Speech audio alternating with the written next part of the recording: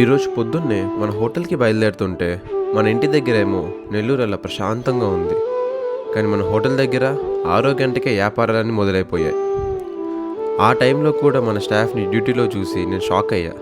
మనం ఉన్నప్పుడే కాదు, లేనప్పుడు కూడా ఎవరి పని వాళ్ళు కరెక్ట్గా చేస్తున్నారు అని చాలా హ్యాపీగా ఉంది. ఇంకా నిన్నటి క్లోజింగ్ రూమ్స్ చూసుకొని కాంప్లిమెంటరీ బ్రేక్ఫాస్ట్ అంతా సెట్ చేస్తూ ఉన్నారు. ఇతనే మన సౌత్ ఇండియన్ మాస్టర్ అశోక్. రోజు పొద్దున్నే 5 గంటకల్లా వచ్చేసి 7:30 కల్లా బ్రేక్ఫాస్ట్ రెడీ చేసి పెట్టేస్తారు. మన మేనేజర్ కన్నా ముందే రావడంతో మేనేజర్ కూడా షాక్ అయిపోయారు. ఇంత పొద్దున్నే వచ్చేసరికి ఏదో కోపంలో ఉండి ఉంటానేమో అనుకున్నారేమో. అడగకుండానే జ్యూస్ ఇచ్చి నన్ను కూల్ చేస్తున్నారు. అదే రోజు మన బ్యాంక్వెట్ హాల్లో పర్ఫెక్ట్ వాళ్ళ yoga with puppies and roof టాప్లో పెయింట్ విత్ పప్పీస్ జరుగుతూ ఉండింది. ఒక 15-20 బుకింగ్స్ వస్తే చాలు అనుకున్నారంట. కానీ 71 బుకింగ్స్ వచ్చేసరికి నెల్లూరుకి ఇంత స్టామినా ఉందా అని షాక్ అయిపోయారు.